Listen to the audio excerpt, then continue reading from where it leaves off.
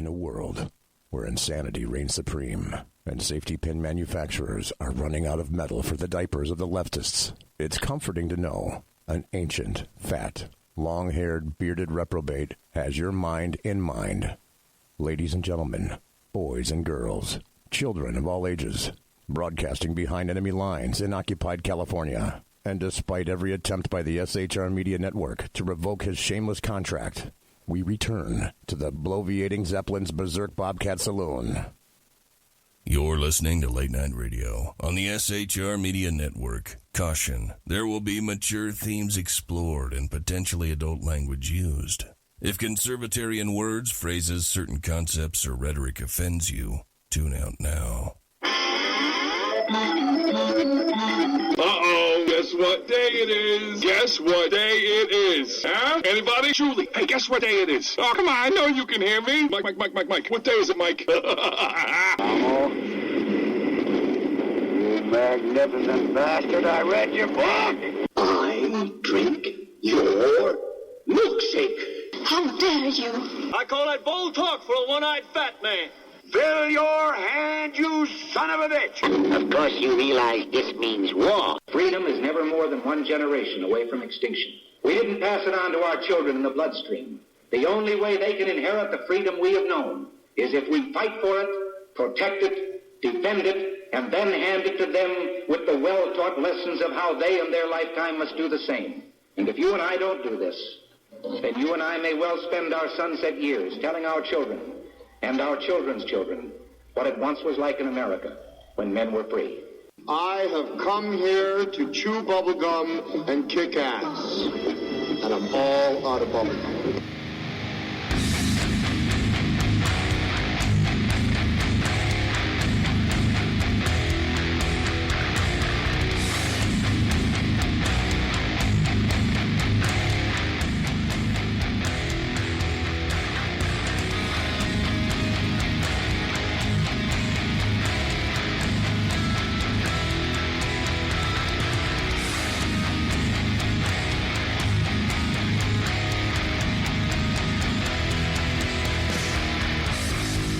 Ladies and gentlemen, boys and girls, children of all ages, welcome to the bloviating Zeppelin's Berserk Bobcat Saloon radio show, where I'm broadcasting behind enemy lines in occupied California, always spelled with a K, a mere 2 miles east of the locus of evil on the entire left coast, the Bell Mill, the belly of the beast, the Capitol building in downtown Sacramento at 10th and L Streets, and at the end of the show, when I exit the plush, resplendent, sumptuous, and palatial SHR Media studios, be smelling the odoriferous stench of sulfur, brimstone, and evil emanating from downtown Sacramento. Be forewarned, what you're about to hear for the next 2 hours consists of my opinion and no one else's. The Saloon is serving stiff drinks, facts, history, logic, rationality, proportion, context, tradition, intent, and common sense out the front and back doors, depending upon the fear porn quotient. Remember, we don't water our drinks, just like we don't water our conversation, politics, religion, crime, culture, economics, race, sex, science, law. We talk about it all right here at the Saloon, where the speech is free, but the booze is not. This is 2021. I am done with bipartisanship and compromise. And understand, I'm also done with the Republican Party. I talked about that last week. Odd, it's still true today. This is the new age of modern political warfare, gaslighting, lies, massive hypocrisy, half-truths, threats, and all on the part of Democrats, leftists, anarchists, aided and abetted by their propaganda machine and organ, the American media maggots. They have all declared, we are on an open war footing against you.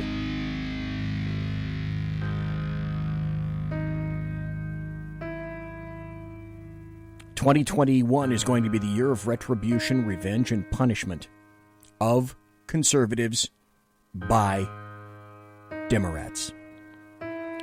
Let there be no mistake about that whatsoever. It is Thursday.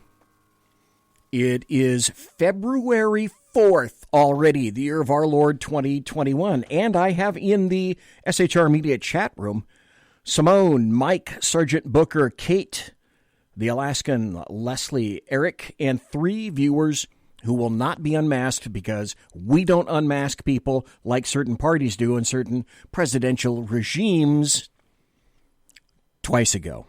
We don't do that here. Tonight, my co-host is going to be Hanson, Jeremy, one each. Jeremy, are you there, senor?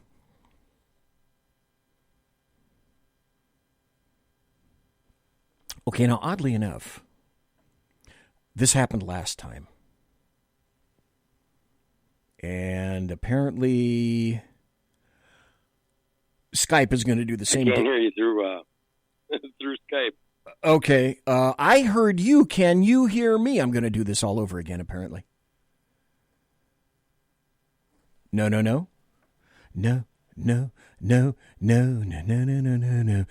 Okay, here comes the phone call.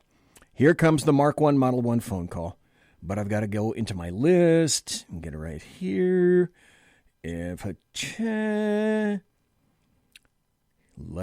go to Plan B, which is this, and see if this works. One ringy dingy. A lot of people in the chat room. I like it. Thank you very much. I'm looking for folks in the Facebook chat room and do not yet see any, but that's not necessarily because anybody lets me see, because Facebook doesn't let me see. Sir Jeremy, are you there, sir? I'm here. Okay, isn't that odd? Skype did the same damn thing this time that it did to us last time. Although, really, should we be shocked? The answer is, nah, I don't think so. Not at all. No, absolutely not. No. Okay, first things first, I acknowledged everybody in the chat room. Thanks, folks, for being here. One ringy-dingy Ruth Buzzy, Leslie said. Very true. And also, hey, thank you, Leslie, for reminding me of this. If you're listening to the show on Spreaker, now that I actually have the person to whom I called, share me on Spreaker. Hit share, etc., and let people know that the show is going on. If you happen to be watching me on Facebook, share on Facebook far and wide, if you would, pretty please. And if you also happen to be on YouTube, because I am running YouTube and Facebook live concurrently, please share me on YouTube as well.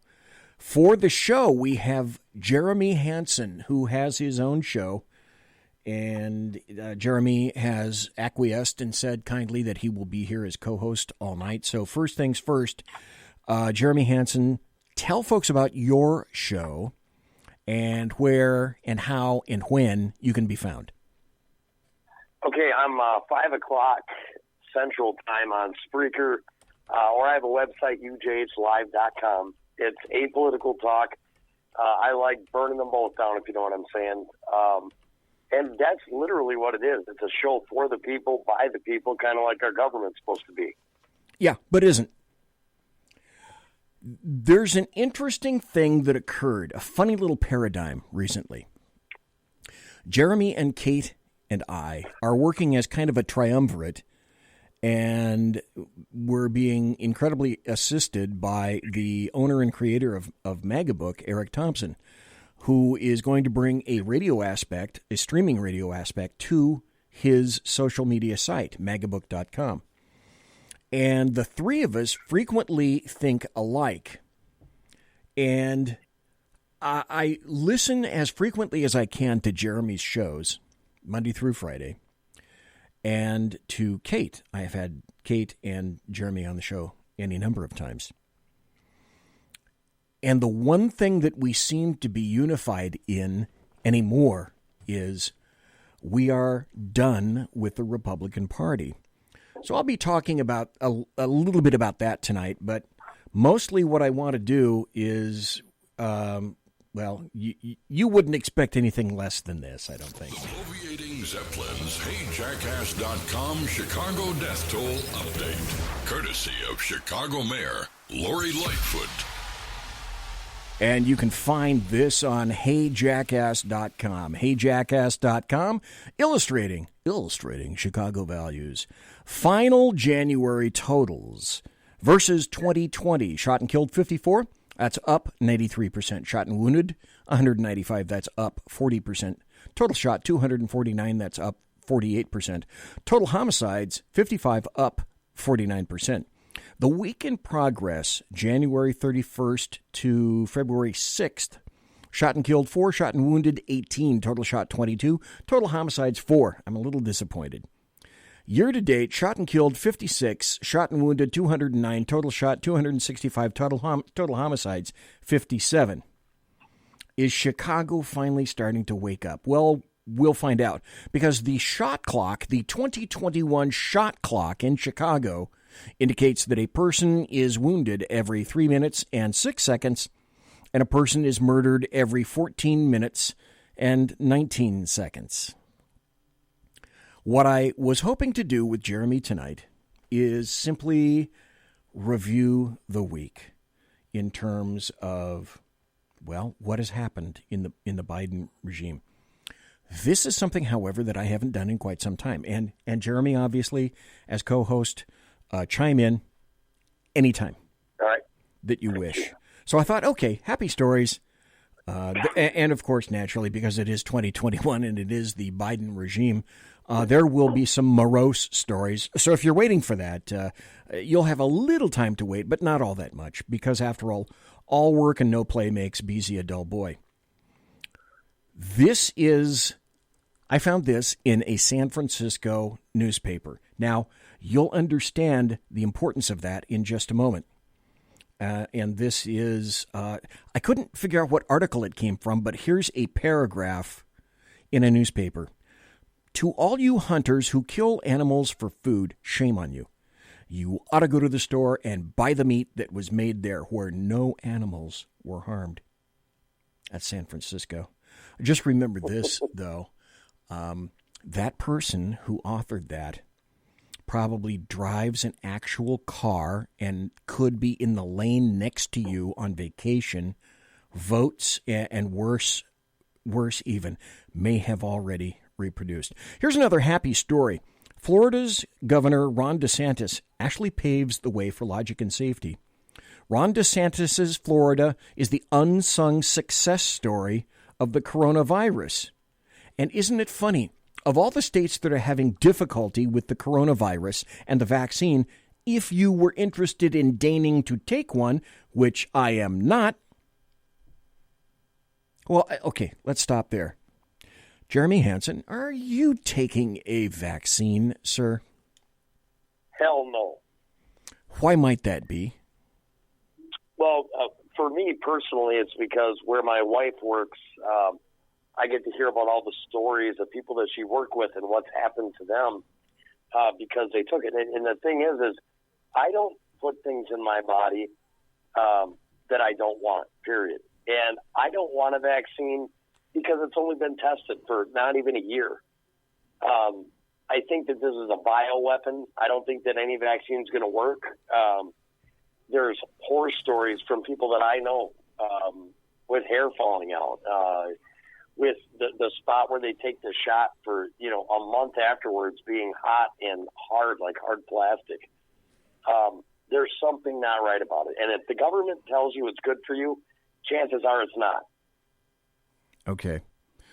I'm going to make a reference, but before I do, is your wife somehow aligned with the medical industry in some fashion? Yes, she is. Okay. All right.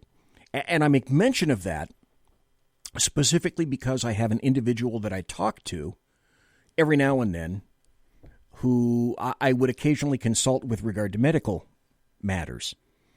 And that individual, who is in a hospital in Sacramento and is a nurse, and whose name I will not reveal, has told me about 4 weeks ago, just when this stuff was kind of starting to roll out. She did say this one thing. Up until now, with regard to the coronavirus, they were very forthright in terms of explaining medical issues and anomalies that I might bring to them. But with coronavirus, that stopped rapidly. The only thing that I got out of them was, by some kind of a semi-consensus, nursing staff and aligned individuals decided that they're not going to take this round of vaccines. And I tried to ask, okay, this round, but would you consider something in the future? And that's about the time where they said, I'm not going to really talk to you about that, and I can't really talk to you about that because I like my job. Right. And that's how watertight information out of the medical community is and has been for months and months regarding coronavirus and certainly things like this vaccine, which everybody is touting as sort of the second coming. From this article, beginning January 20th, New York Governor Andrew Cuomo acquired a new problem. He cannot very well blame President Biden for his performance on the coronavirus. And he can't blame Trump. So he now lacks a federal scapegoat forward to deflect blame for his shortcomings. So Cuomo and his erstwhile cheerleaders in the media have been forced to come to grips with their utter incompetence, underlying his ostentatious, self-indulgent behavior. The pandemic has caused more death in his state than in any other, and a higher rate of death than in any other state except for New Jersey. But the biggest example of a success story is in conservative Governor Ron DeSantis' Florida. Florida's larger in population than New York, more. And this is the other point about Florida, and why can this individual manage a pandemic and the distribution of vaccines, whether you take it or not, is up to the end user. But Florida has a larger population than New York, more elderly because they flee New York and come down there, visited because it's a tourist destination, visited by more potentially infected tourists, and its population is concentrated in urban areas. Kind of like New York. And yet, in contrast to Cuomo, DeSantis has been successful in distribution, in minimizing the pandemic, and everyone has thrown a hissy fit because there wasn't a massive die-off during the summer season. Here's another story. This involves a great little audio cut. This is from media, MRC TV. And this is MSNBC speaking about Joe Biden. MSNBC right now, sir. Talk about what this means in terms of your political future here. Is this because these are hard-hitting questions, folks. Hard-hitting. No audition for 2020? Vice President, how do you compare what you see here in Independence, Iowa on the 4th of July to what's happening in Washington today? These folks are here to celebrate values. How many cups of coffee a day? Half. Hard-hitting. Mr. Vice President, how you doing? Good. Mr. President, hard-hitting. You've been aspiring to this office for your whole career. What does this moment feel as you're about to walk into the West Wing? Hard-hitting. It says, that's why you watch MSNBC. That's who we are. Breathlessly, of course. So, I think I've acquired a new, I always used to say something similar to President Donald John Trump, OMB, Orange Man Bad, the guy with a dead orange cat on his head. And now I guess I can say OCB, Orange Chick Bad, because now that's Jen Psaki. Oh, this is great. I found this on Facebook. I might have to play this a couple of times. You guys are going to have to listen to this very, very closely. This is a happy story. This is a cop walking up to someone he has pulled over. Both individuals are Black Americans, and this is East St. Louis, Illinois. Listen very carefully, because it goes rapidly. I'll play it twice. So you know why I pulled you over? Why you pulled me over? You were doing 90 to 30. Why? Because I'm in the hood. That's a good answer. I'll be speeding to this motherfucker too. But you got any guns in the car? No, sir, I ain't got no guns in this car. You gonna need one. I'll be right back and grab you one. Well, that's how you serve and protect the community. Okay, for those of you who just tuned in, here we go. I'll play it. I love this. So you know why I pulled you over? Why you pulled me over? You were doing 90 to 30. Why? Because I'm in the hood. That's a good answer. I'll be speeding to this motherfucker too. But you got any guns in the car? Nah, son, I ain't got no guns You gonna in this need car. one. I'll be right back and grab you one. That's how you serve and protect the community. That's how you serve and protect. Excellent. Okay, here's another happy story. We knew this was coming. When I tell you the headline, Jeremy, I'd love your comment. CNN ratings plummet 44% in the first week since Trump left office. Jeremy, why may that possibly be? That is a happy story, though. It is. It couldn't have anything to do with them relentlessly attacking Trump and people actually wanting to know what's going on with Trump. And then, you know what? Their guy's gone now. Yeah, I think I said this was going to happen. After Trump leaves, they're not going to have anything to talk about because they absolutely refuse to talk about the buffoon that's doing the stupid things in office now. Right. If Trump isn't news, there is no news, nor will news be covered. It's correct. It's just like the Sacramento Bee. The Sacramento Bee was in the 70s. Boy, that dates me. Was a moderate to kind of left-leaning organ, but the op-ed editorial pages were clearly delineated from the news. And they would have some leftist slants, but in the 2000s now, they're so far over the top. There isn't a scintilla of difference between the op-ed page and each damn story they write.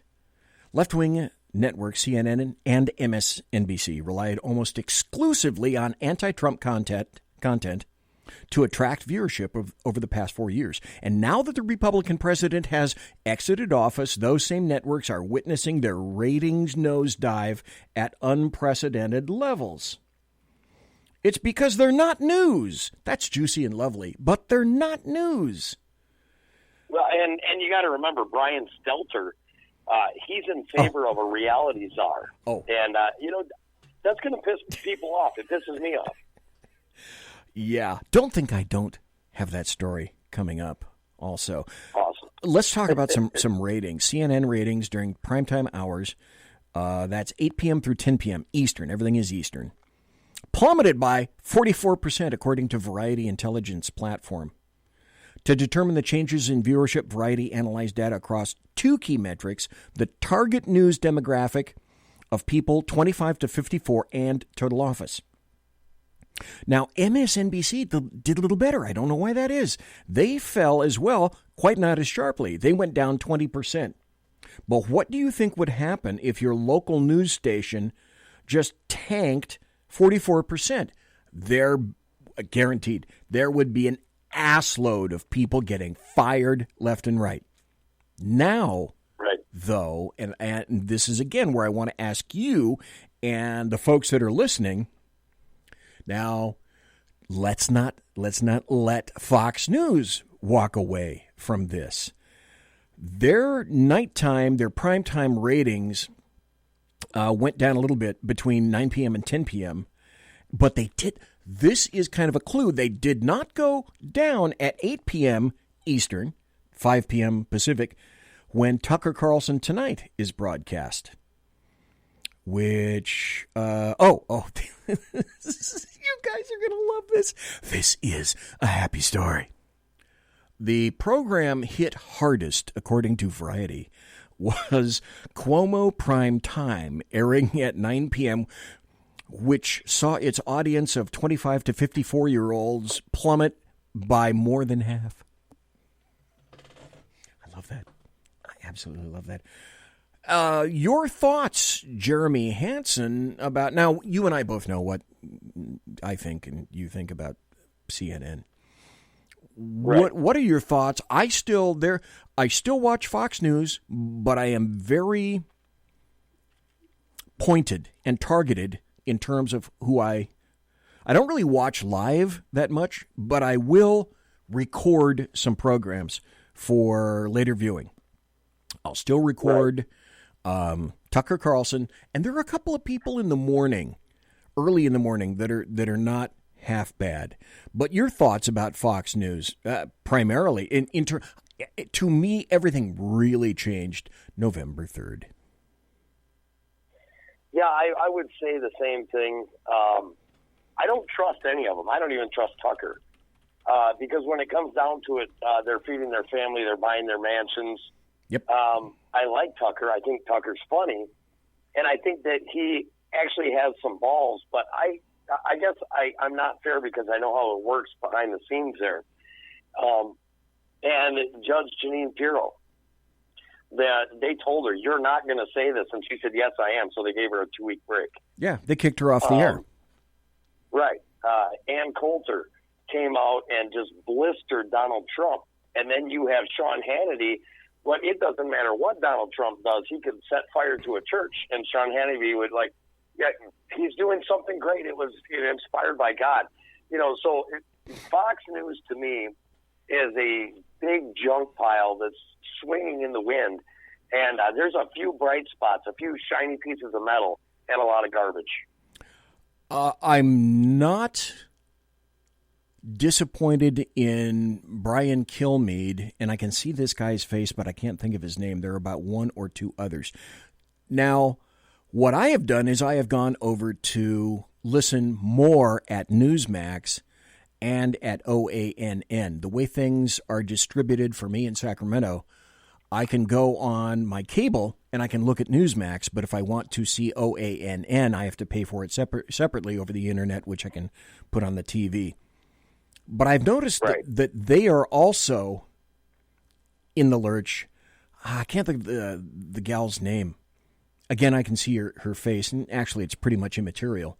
On Newsmax, who once someone began to talk about voter fraud, she said unequivocally, there is no voter fraud. It has never been proven, and it's never been proven in court. Now, does that sound a little bit familiar to you? From someone 1.0 to just this week, someone 2.0, Jeremy Hanson? No, yes, it does. We see these comparisons all the time. Before we get too far, there's a name that I want to say that I always forget, and the man is a beautiful guy. I'll tell you what, this guy hits it on the nail every time he does a broadcast, and that's Lou Dobbs. And I always forget him. Okay, all right. That deserves... And I got to tell you why. Because I got 2 minutes before the bottom of the hour break. It's fun. GMTA, dude. Because once 3 weeks ago, maybe a little bit after the election, before Christmas, I thought, okay, I'll start watching Lou Dobbs. He's one channel up from what I watch on Fox, from 205 to 206. So when Fox was doing whatever the hell it was doing, I'd go, oot, and watch Lou Dobbs. And then I'm thinking, this cranky old dude reminds me of me, except he's a lot sharper. Yeah, Leslie is right. Don't tell anybody, Leslie. Don't tell anybody. But I'm thinking, this guy... Apparently, here's what happens, as if everybody didn't know. On every show, there is a producer chirping in your ear. And everybody knows that everybody on the air has an earpiece. And that's so the producer can tell them when they're going to break, when to break, when you're running long, when you're running short. And the producer also tells you when you're going to dump a guest and when you're going to be dumped. And I keep thinking, with all the crap that Lou Dobbs says, I'm actually kind of shocked that either the producers are asleep, which is okay, or they've never had to dump him yet, or they don't care, or they're just not getting the viewership on Fox Business News that they do on the regular Fox network. But you make an excellent point. I record now, because I don't watch him, I don't have that much time to watch him live. I record every Lou Dobbs show now. And you are absolutely correct. That's the guy I'm listening to now more than ever. So, folks, I'm BZ. That's Jeremy Hanson, our co-host, my co-host, your co-host for tonight. And I'll be right back after this, if you'd be so kind. Conservative media done right. You're listening to the SHR Media Network. Hey, are you guys listening? This is Shannon from Right Way with Shannon and Mike in the AM on SHR Media. I know you've been wondering where we are and what's been going on. Well, folks, that's right. We're back. So please join us 7 to 9 a.m. Monday through Thursday on SHR Media, on Spreaker, iHeartRadio, and Spotify, and Facebook Live at 11 a.m. on Right Way with Shannon and Mike in the AM at Facebook. You don't want to miss a minute. We've got lots of guests, lots of segments, and lots of interesting things. And let's face it, there's nowhere for you to go, so you might as well tune in. Again, Right Way with Shannon and Mike in the AM. We're back live on the air on SHR Media, 7 to 9 a.m. Monday through Thursday, audio and Facebook Live, audio and video. Yes, we are going to do video. Facebook Live, Right Way with Shannon and Mike in the AM. Hope to see you soon. Unleashed Jeremy Hanson, the most explosive pro-American podcast on the planet. Pro-MAGA, pro-Trump, pro-conservative. Come join the resistance. Fight for what really matters in America. 5 p.m. Central on UJHLive.com, Spreaker, iHeartRadio, Pandora, or MAGAbook.com. Come join the resistance and fight for America. Unleashed Jeremy Hanson. Conservative media done right. You're listening to the SHR Media Network. And we are back. The first half hour is gone. I'm BZ, the bloviating Zeppelin. You're in the Saloon, BZ's Berserk Bobcat Saloon.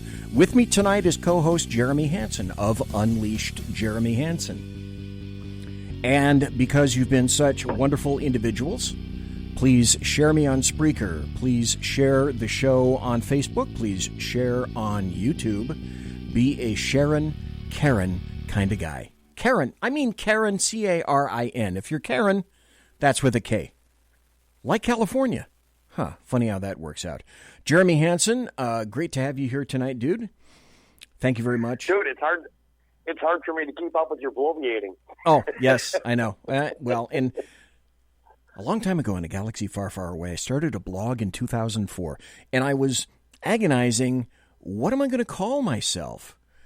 And I came upon BZ because I did, this dates too. Okay, I'll tell you the story. It's not that long. I sat on the stand in a homicide trial when I was in homicide for a week and a day, couple of days. Almost, but not quite 2 weeks. Now, if you've ever been on the stand for an hour, you know what an incredible trip that is. It really is a mind screw, so to speak. Can you imagine being on the stand for roughly 8 hours a day for at least a week? Well, one of the things that the attorney, who was very much like the noted attorney down in Southern California, Irving Kanarek, who defended, the little dude who, Manson. Irving Kanarek defended Manson. And this asshole would ask me literally the same question 75,000 different ways. And the judge never objected. But what he told me is that when I would give him an answer, it wasn't factual. I was doing one of two things. I was either opining or I was bloviating. So that's where I got the bloviating for the bloviating Zeppelin. And, of course, look at me. Just look at me. I am, in fact, a Zeppelin. Well, no crashing and burning. Yeah. Other than that, we're good. Yeah, other than that. Tucker Carlson calls this guy the Dwarf King, which makes me laugh like hell. And you mentioned Brian Stelter earlier, Jeremy Hanson. Well, since we're here and you brought up the Dwarf King, Brian Stelter happened to say this about Fox, and I want you guys to hear what the new phrase is for the left, because this is a hook, and you're going to see and hear a lot more of this from now on. This is Brian Stelter, who is on CNN, telling you about Fox News. There is, up in the sky, information pollution. And the polluters are trying to deflect blame. Dishonest cries of censorship are filling Fox's airwaves with charges that these guys right here are being suppressed. The word censorship's been invoked almost 400 times on Fox this month alone, and more than 300 times on Newsmax. You know, post-insurrection, a book publisher decided that it did not want to be in business with Senator Josh Hawley. So he's been on a national TV tour claiming he's muzzled. And Tucker Carlson is telling viewers that this network, CNN, is trying to force Fox News off the air, which is patently false. Okay, listen to this. This is the build-up. First he says he's not there to remove Fox from the air, except... It's as predictable as the sunrise. Democrats win elections, and then Republicans say they are being silenced. But while some cry cancel culture, let me suggest a different way to think about this. A harm reduction model. Most people want clean air and blue skies, and accurate news and rational views. And then in that healthy environment that looks beautiful, then we can have great fights about taxes and regulation and healthcare and all the rest. The vast majority of people can agree that disinformation about, let's say, the pandemic is unhealthy. It's harmful. So how can that harm be reduced? Well, big tech platforms say they are removing lies about vaccines and stamping out Stop the Steal BS and QAnon cult content. Now, do these private companies have too much power? Sure. And many people would say yes, of course they do. Yes. But reducing a liar's reach is not the same as censoring freedom of speech. Freedom of speech is different than freedom of reach. Okay, stop right there. That's all you need to hear, because you're going to hear that phrase from now on. Freedom of speech is not the same as freedom of reach. And I wanted everybody to hear that, because that will be, it's like, that's the new mantra. The new mantra will be freedom of speech is not the same as freedom of reach. I speak leftist, so I'll translate for you. What that means is, if we reduce your ability to speak, we're not censoring your content. Oh, come on. We're just limiting your ability to say it. That's beautiful. That's why I changed my name to 1984 Bloviating Zeppelin. But we'll get to that in a second. Any thoughts about Jeremy Hanson about freedom of speech is not the same as freedom of reach? Well, I think that, Brian Stelter and Chomo Kazi, I think they need to check themselves. Accurate news and rational views. Well, who's to determine what's rational? I mean, these are the same guys that are out there promoting, kill pigs or fry pigs in a pan. They're promoting that, and that's supposed to be rational. And then accuracy. Oh, my gosh. Go back 1 year and go see how many mistakes CNN made. And they weren't all, I shouldn't even say mistakes. How many lies were perpetrated? So, as far as I'm concerned, Brian Stelter and Chomo Kazi can go to hell. I'm not done with happy stories, because this is, again, the rule of unintended consequences, but there's a reason for my putting this in here. And it ends up harming some people. But, folks, if you don't see this coming by now, then I refuse to apologize anymore for you. This is from Southern California. Local Kroger stores close as California, we spelled it with a K, Hero Pay ordinance backfires. New Hero Pay mandate in Long Beach, California, has inadvertently cost some frontline grocery workers their jobs.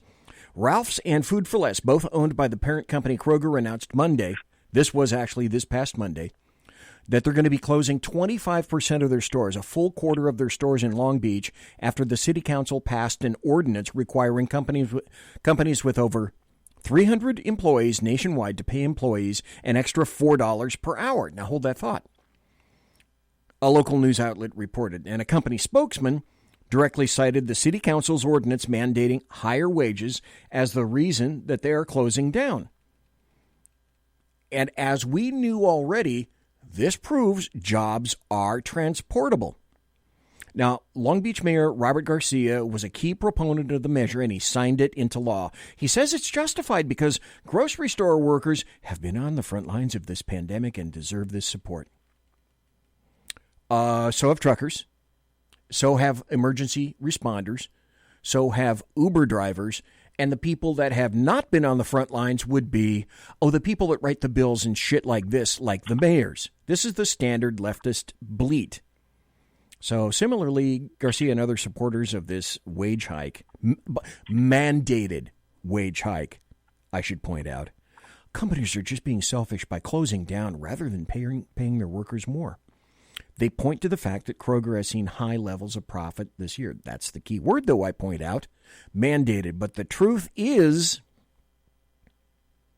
Kroger said these specific stores were already financially struggling, and that's both beside the point. The mandatory wage hike honoring heroes was passed by politicians eager to spend everybody else's money and claim the credit. But like any other minimum wage law, it always is going to have the unintended consequences of people losing jobs whatsoever. Now, again, this is what I say. Please note how sly are the American media maggots. This is the part you don't hear in the stories. In the rest of the stories, because I looked at a couple of others, you won't hear this. The minimum wage in Long Beach already is $14 an hour for employers with 26 or more employees. A $4 increase mandated by the mayor would make that $18 an hour. I know computer technicians that don't get that and had to pass numerous courses to get that. That's about a 30% raise for every employee in Long Beach under these parameters. That is a huge spike in that grocery store's labor costs. And there's another thing you should know, to which I'll pause momentarily and say something similar to Jeremy Hanson. Have you ever worked or known somebody who worked in a grocery store environment? Yes. Okay. One of the things, and I'm not going to quiz you, this is not a Socratic method show here, but I'll just tell you, for people that don't know, we talk about margins and business. Margins are profits. The margins on grocery stores are remarkably thin, as opposed to, say, something like electronics, whose margins are huge. So anybody familiar with the business already knows that margins in grocery stores are paper thin. So if you're in this at all, the job, how would you like to also, on top of that, add all those and try to keep up with all those tenuous supply chains from everywhere in the time of Wuhan 19? So I also find this, and this is something consistently untold by the American media maggots. The CBO, the Congressional Budget Office, projects that a national $15 wage would eliminate 1.3 to 3.7 million jobs. Well, we already got rid of 11,000 jobs, 8,000 of which are high-paying union labor jobs, by a stroke of a pen. And there goes the Keystone XL pipeline. Boom. Canada, not really happy with that. But when the mandate for 15 comes around, the CBO says, not just 1 million jobs, not just 2 million, not just 3 million, almost 4 million jobs are going to be lost by the people that can least afford to have them at the stroke of a pen, a $15 minimum wage. Any thoughts about that and that aspect, Jeremy Hanson? Well, absolutely. You're right. We wouldn't really have to do this, but they're selling pie in the sky. $15 an hour minimum wage means that the product is going to go up to cover that. And then when they get to $15 an hour, they're going to put in the new deal so the people that lose their jobs will work for the government. That solidifies the Democrat Party. And then at $15 an hour, then they can start taxing and bringing in more tax money. And at the end of the day, the person that got the $15 an hour raise is actually making, or expendable income is less than they were working for a lower wage. Yeah, and it also creates what? Oh, that's right. All sorts of automated systems because people don't want to spend a lot of money on lesser skilled workers. Here's something that I don't know if you ever went through this, but a long time ago when I was growing up, I know you're going to find it hard to, oh, BZ, no, that's not true. I mean, you had to repair chariot wheels when you were growing up as a kid. I was going to say, what kind of horse did you have? Yeah, chariot wheels. I had luckily not the really spiky chariot wheels that you saw in Ben-Hur, but they're ones that were wooden that at least I had the acumen to be able to repair. Thank God. But a long time ago in a galaxy far, far away, I actually worked at entry-level jobs. And in the 60s and 70s, these were considered to be entry-level jobs because it got you used to, as I said before on another show, put on a uniform, show up at work, be on time, punch in the button, learn how to press the cheeseburger icon, learn to take off your uniform, learn to go home, learn to encapsulize your day, and get a good work habit going at work. They're not meant to be jobs for you when you're 40. They're entry-level jobs for a purpose to motivate you, to get you inculcated in terms of being an employee, how corporations work, and getting a paycheck. And this is how life goes. What the leftists and Democrats think and they believe is that it's the duty of business to lose money when they so decree for any reason whatsoever and at any time. Here's another happy story. This comes from, of all places, Poland. I have some friends who used to come to across from Poland, and they would come to my department when I was in charge of EVOC. That's the Emergency Vehicle Operations Course. And at one time I was in charge, I was the range master, so I was in charge of all things that went boom and bang on the 3,000 to 4,000 person department that I worked for. And I was in charge at EVOC, which is all the cool cars going fast and driving around on a track and all that kind of stuff. The people from Poland would come over. I'd throw them in a cop car, do 70 to 80 miles an hour, do a J-turn, do backwards, and by the end, after they'd flung all the sweat on the interior of the windows, they'd all jump out and be laughing like bastards. People in Poland love America. They absolutely love America. Poland proposes social media free speech law. The first thing you ought to be thinking to yourself is, why doesn't that say America? Poland's government has proposed a new law to stop social media platforms deleting content or banning users who don't break Polish laws.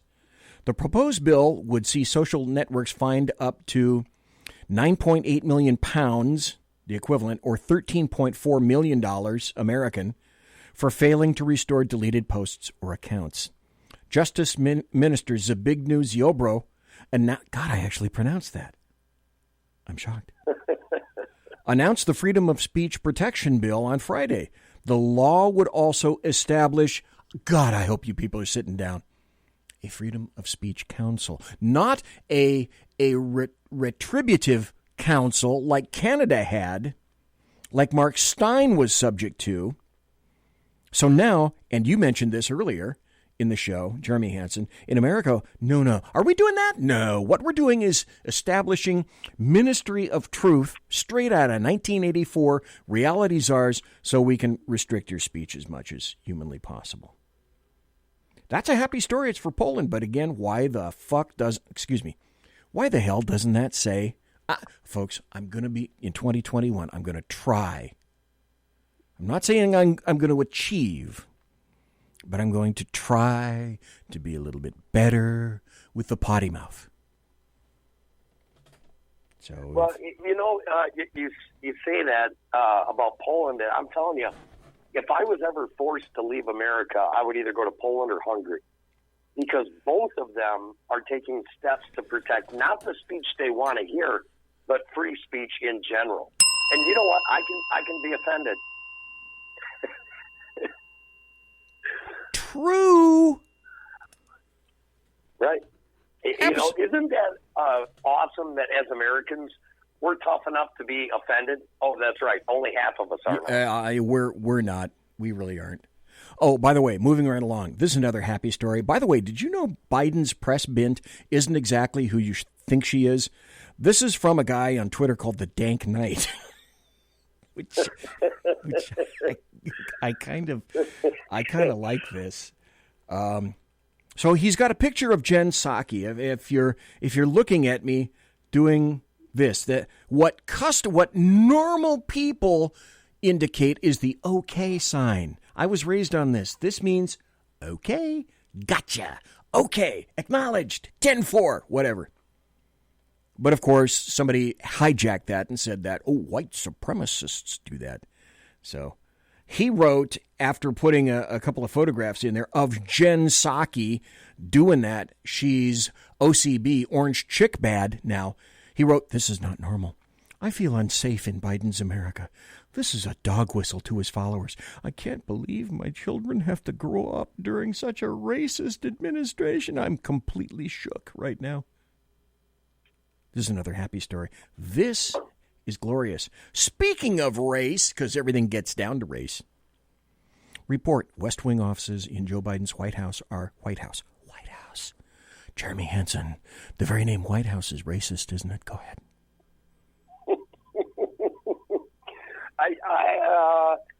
I don't know how to talk about this insanity. The White House is bad.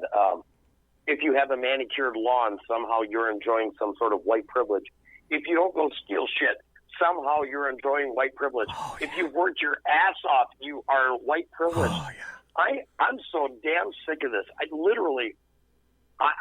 could be very happy in a bicameral society. I really could. I say, and I started saying it a little bit before you do, but you and I, GMTA, once again, right, are thinking that we're almost on a track that's unavoidable, where there will have to be, in America, there will have to be two separate cultures, two separate economies, two separate internets, two separate banking systems, two separate stores, two separate service industries, ad nauseum. Whatever it is that exists for you right now, we're going to have to duplicate that as conservatives if we wish to survive. And as far as I'm concerned, this is a matter of survival. It is. It's absolute survival. It's like, this. I'm surprised we even call it the White House. Wait a minute. If I had a producer, what you would have heard is, or, huh, yeah, huh.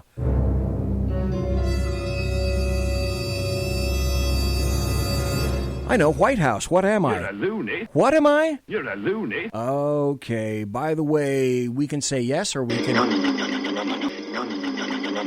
Or it's the White House. One of these days, I don't think we're going to actually be able to say White House. An analysis of West Wing offices, thus far handed out to senior advisors, demonstrates that President Joe Biden's innermost circle of aides with prized real estate in the building are... God, this is again where I need a producer. But I've already gone through all that crap, so I'm not going to go through it again. Mostly white. Wait, mostly white? Out of 22 offices on the first and second floors, only 4 offices, including one occupied by VP Cammie Harris, are held by non-white individuals. The rest, a supermajority of 18 such West Wing offices, are occupied by white people. God, I hope you people are sitting down. It's going to make me cry. Did you know, Jeremy Hanson, did you know that there are 18 white people in the West Wing? Anybody have a paper bag? I need a paper bag. Jeremy Hanson, I need a paper bag, please. I'll breathe for you. Okay. Right. In through the nose, out through the mouth. The report comes as Biden signed 4 executive orders on Tuesday focused on racial equity. Stop.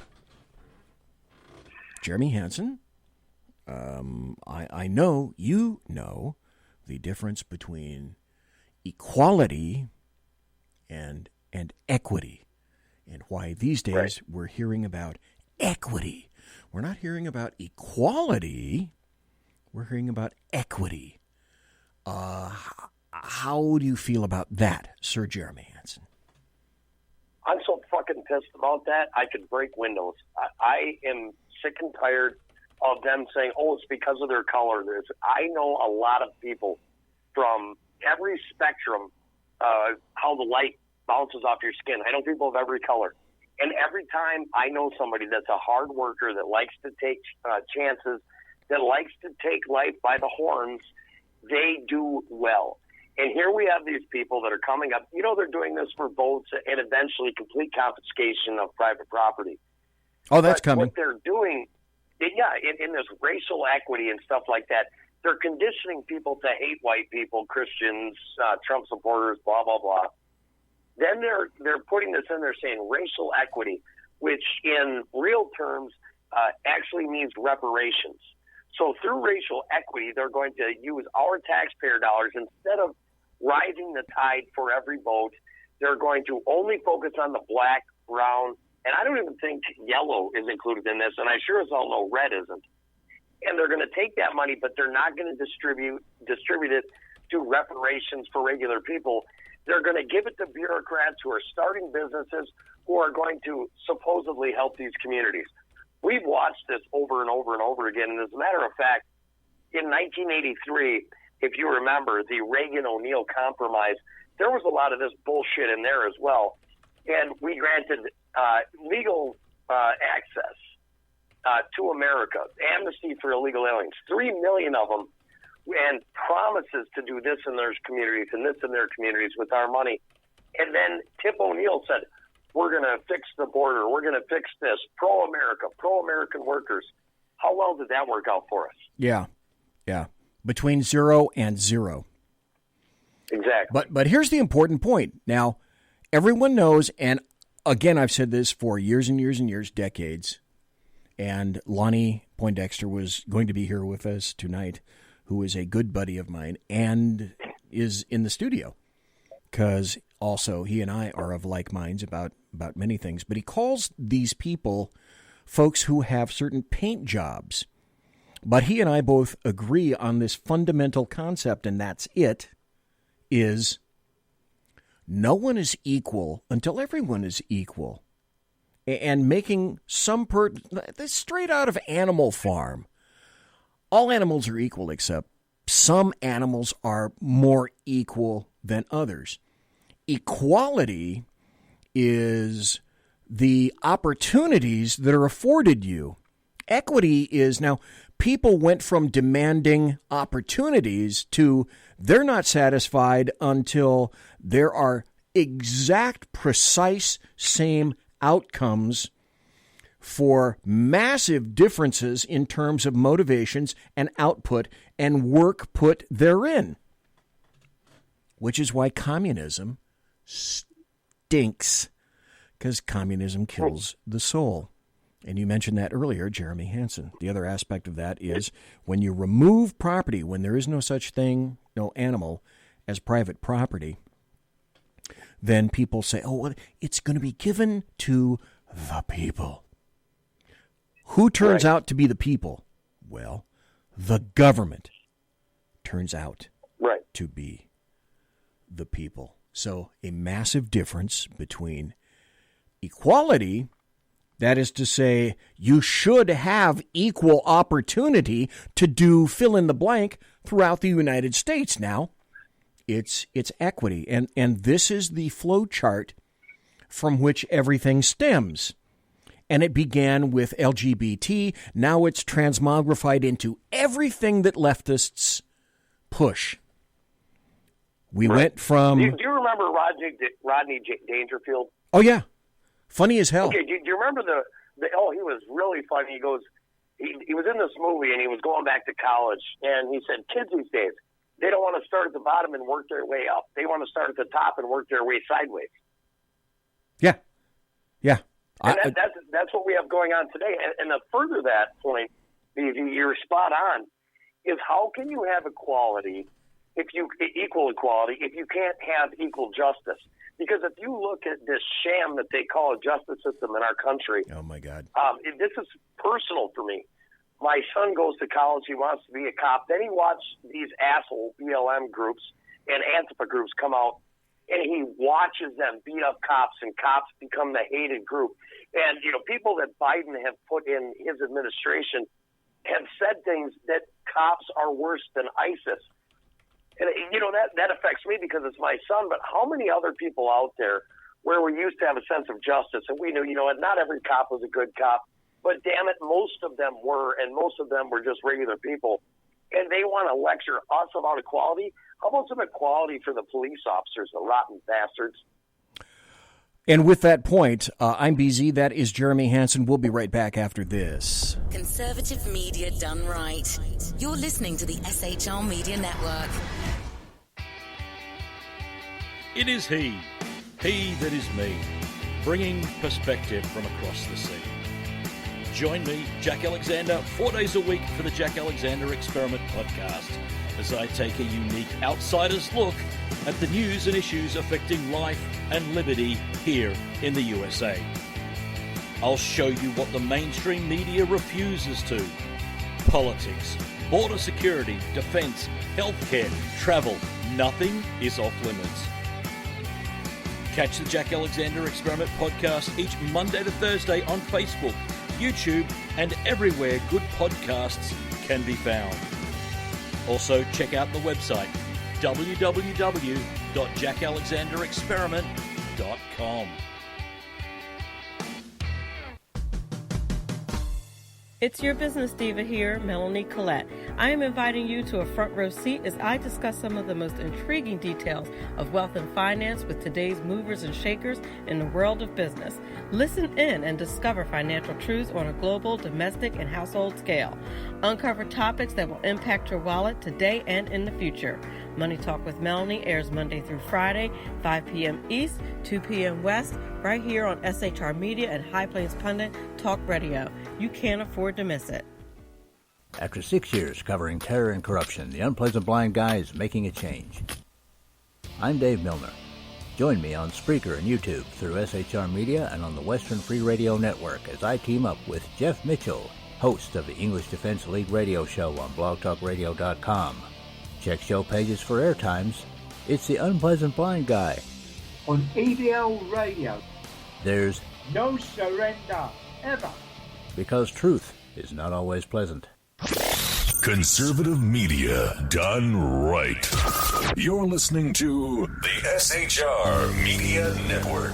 And we are back. I am BZ, the bloviating Zeppelin, and you're not. God, where did that come from? I think that came from Rowan and Martin's Laugh-In, like 1966, 1967, which, by the way, if you've never watched it, holds up as well today as it did back in the 60s. It's still funny as hell.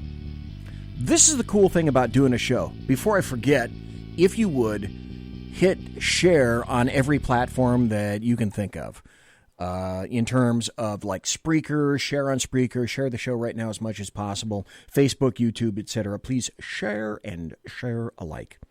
The cool thing about having a show is that I can change and move. I'm nimble. You didn't think it to look at me, but I'm nimble. Look at how nimble I am right now behind the microphone. I can change. In the chat room, something was brought up about DNA, and that made me think of a story that I read recently by Gordon Chang. And Jeremy Hanson knows, I'll ask you in a second, but I won't grill you like the Socratic method. The article, this is from Newsweek. China wants your DNA, and it's up to no good. Again, by Gordon Chang. If you ever get the opportunity on whatever platform you're looking at to find out what's really happening in China, Gordon Chang knows all this stuff. He is eminently clued in. This is the story. We need to further harmonize policies and standards and establish fast tracks to facilitate the orderly flow of personnel, said Chinese ruler Xi Jinping to the virtual G20 Leader Summit on November 21st, last year, 2020. China has proposed a global mechanism on the mutual recognition of health certificates based on nucleic acid test results in the form of internationally accepted QR codes. We hope more countries will join this mechanism. What does that say to you, Jeremy Hanson? That tells me that our freedom is going to be completely gone, controlled by DNA. Like, we've actually had discussions, not me and you personally, but I've had discussions with people in the military where we've talked about this exact thing, where if they can trace your DNA code, they can create a weaponized germ warfare program, and they literally could take out your whole family. It's kind of funny that you brought this up, because if you remember when Hillary Clinton was Secretary of State, she went to the UN and she went and got the royal families in Africa to give her their DNA. And nobody could figure out why. Well, ding, ding, ding. There you go. As Gordon Chang writes, he says, no, this is not a benign proposal to facilitate international travel and trade. On the contrary, I think this is absolutely, what's the word I'm looking for? Insidious. He writes, on the contrary, this is almost certainly another Chinese initiative to enlarge its collection of the DNA of the world population. Jeremy nailed it. Why would they want to do that? So Gordon Chang writes, and why does China want such sensitive data? Beijing is determined to dominate the biotech industry. Beijing may also be developing biological weapons designed to target certain ethnic groups. Stop. Now, if China can devise a bioweapon to target certain ethnic groups, you can be guaranteed that what it's doing simultaneously is taking as much DNA from its own Chinese population to ensure that if something is released, you're affected and they're not. We already saw that in real life, in the real world, with regard to China's release of Wuhan 19. They stopped all travel from Wuhan, but left travel from Wuhan to every other point on the globe open. So thank you for reminding me of that in chat, Leslie Holker. Folks, do not give your DNA away, because I want to know what my peeps were.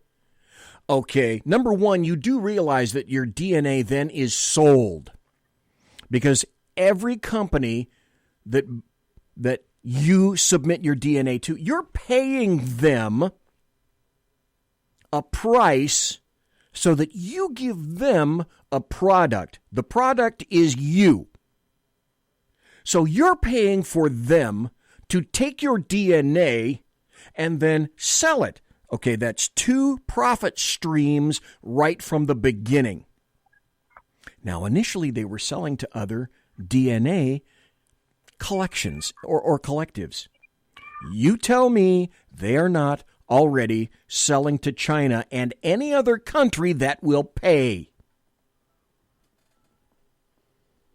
I still have a couple of happy stories left. Oh, I went sideways there just a little bit. Sorry about that, folks.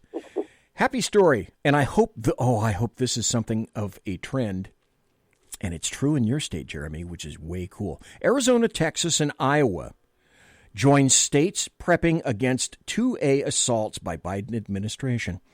Gunpowder Magazine just reported that legislators in Missouri, and Arkansas have filed bills to make their state strongholds against inevitable onslaughts the Biden administration is preparing to wage against the Second Amendment. How do we know that? 'Cause they told us. First, they were hinting around the edge, well, we're not really here to take your guns, to Pete Buttigieg and who's that other lying, fake, faux, Mexican crap, Beto O'Rourke down in Texas. No, we're coming for your damn guns. They want you to be 1996 Australia all over again. Ask Jack Alexander how that went. Missouri has the option to adopt the Second Amendment Preservation Act, and Arkansas lawmakers have been presented with the Second Amendment Liberties Safeguard Act. Three more states have joined their fellow two-way guardians in taking preemptive measures against unconstitutional measures surely to be imposed by Biden and his anti-gun cronies. I've got another story about that. This falls, however, under good stories, happy stories. And then there's this. Many gun rights advocates fear a new attack on the Second Amendment with the new government in Washington. Some are taking a page from their liberal opponents and applying it to the gun issue.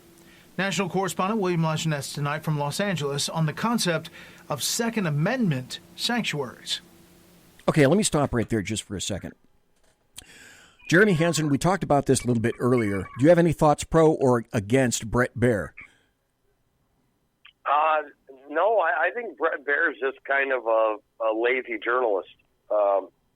He gets all the stories from everybody else. He calls himself a journalist, and he's just there. Yeah. I think he's kind of a weather watcher, if you know what I mean. Okay. You mean what I termed an observer of what I call the political prairie winds. And whichever way the political prairie winds tend to blow, that's the way he's going to go. But yes. the issue is, and I have to ask the exact same damn question, why is it always okay for leftists to say, screw federal law, we'll pick and choose whatever laws we want, one from column A, one from column B, but it's bad for us to do that. So basically, these are laws on the books. This is again, the reversal. This is the reversal, the gaslight reversal. Leftists in leftist states and enclaves want to not follow the law, the federal law, and they get away with it. That's predominantly okay, even though Trump attempted to do something with that. But the federal courts at the time didn't see that to be fit. Now, when certain states want to adhere to federal law, that's bad. You see how that works, folks? Well, isn't that an old adage? Do as I say, not as I do. Yeah, it coming is. From them. Yeah, and boy, did that ever happen to John Kerry recently, and of course every other leftist. Now, sadly, we're going to get back into reality, the various realities that are inherent in 2021.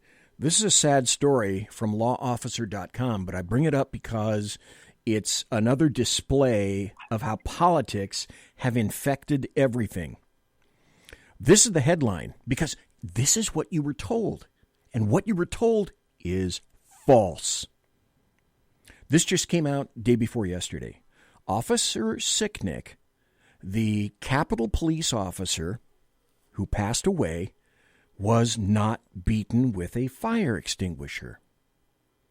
But that's what you were told. Why does the media continue to lie? A week after the tragic death of Capitol Hill police officer Brian Sicknick, law officer pointed out the inconsistencies in the media reports and the warnings from his own family that others should stop making his death political. Unfortunately, nobody listened. Media outlets, politicians, spin artists, and many others kept telling the story that terrorist Trump supporters beat Officer Sicknick to death with a fire extinguisher. Okay, so how did he die? Well, some went even further and wanted others to believe, you talk about falsehoods, that President Trump himself was part of the beating. That's out there. And yes, it's out there in terms of mental fecundity, but it's also out there in terms of it's in the ozone. If you look at it and find it, it's there to be found. Some people are saying Trump killed this officer. That's insane. Evidence that despite the family's request, many could not resist making those comparisons in that tragedy a matter of politics. Now, Jeremy Hanson, this is where I want to ask you about a particular individual, because I used to listen to this guy until I realized who the hell he was. There's a guy that was in Congress. He was a one-termer, a 2-year wonder, and then he was done. But this is from, in my opinion, a fuckstick called Joe Walsh, who wrote, "If Donald Trump hadn't lied about a stolen election, Brian Sicknick would still be alive." Did you ever know anything or hear anything about Joe Walsh? Because I did. In my opinion, Joe Walsh is the biggest pig-headed piece of shit fuckstick, like you just said, that there is in talk radio. He is absolutely the worst. He is a Johnny-come-lately. Anybody that will throw him money, he takes, runs with it. He's an anti-Trumper. He is the biggest piece of shit in talk radio. He's even a bigger piece of shit than any leftist out there. I can't stand him. He's occasionally worse than George Will and Bill Kristol, and they are the penultimate anti-Trumpers. Then the story continues. I'm sorry, go ahead, sir. Well, I was going to tell you, I have a dear friend of mine, Tom Hennigan, that reached out to him to come on my show. And he called me a political assassin, and he wouldn't come on my show because he's a weak little piece of shit. Joe Walsh? Joe Walsh. Oh, that means you must have had an opinion contrary to his. Yeah, this was when he was going to try to run against Trump. He's a little Northern Illinois puke, and everything he says is a lie. Literally, he can twist and contort anything. Now I begin to see why you have some knowledge about this guy. Okay. I get it. So on top of all of that, and again, despite the family's request, one group in particular exploited Officer Sicknick's death as a rally cry against the murder of law enforcement, and of course the proverbial white supremacist violence that caused it. The Democrat Party. Pelosi.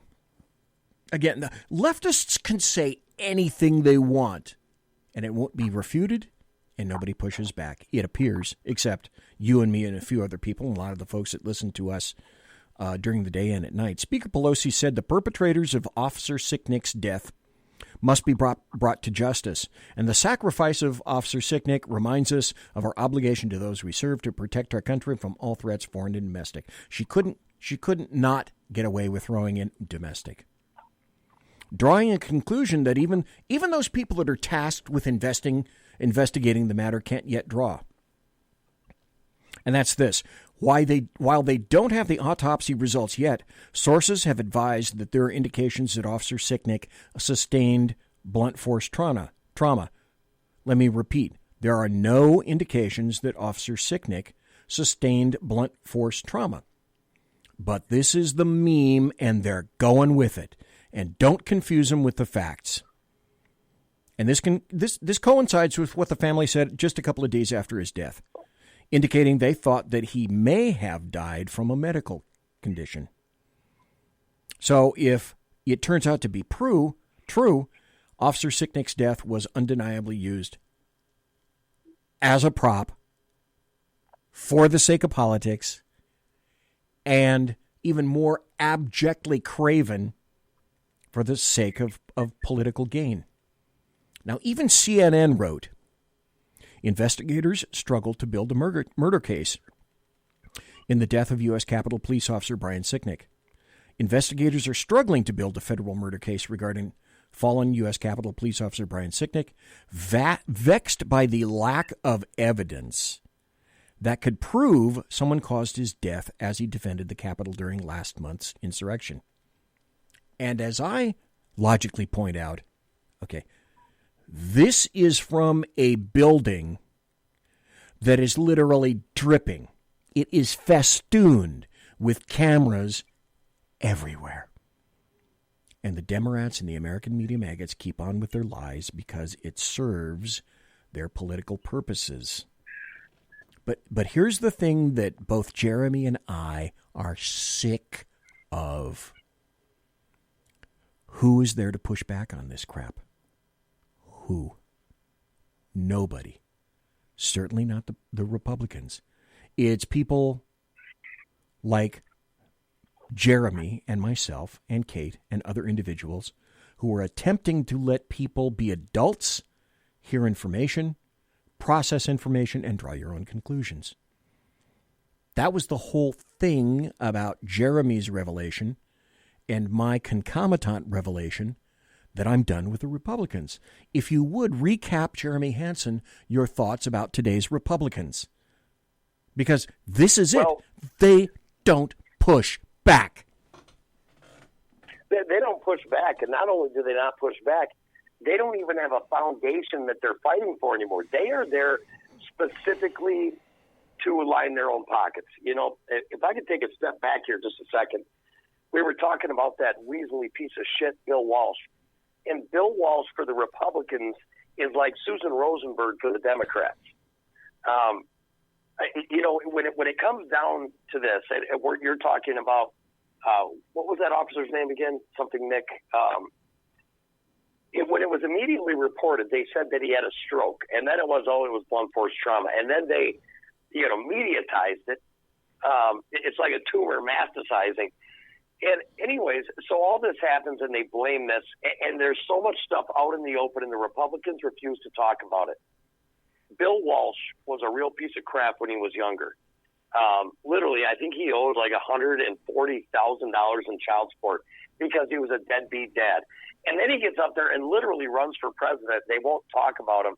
The same thing with Susan Rosenberg.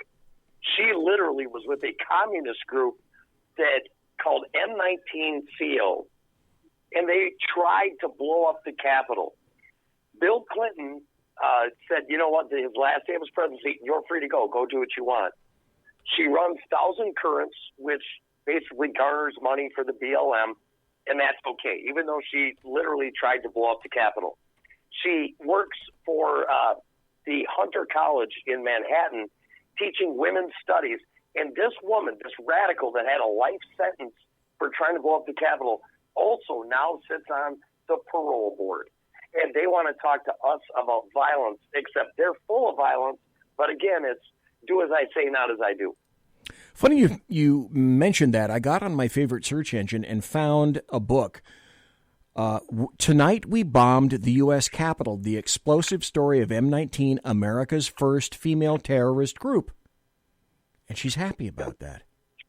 She's absolutely happy about that. I talk about pushback.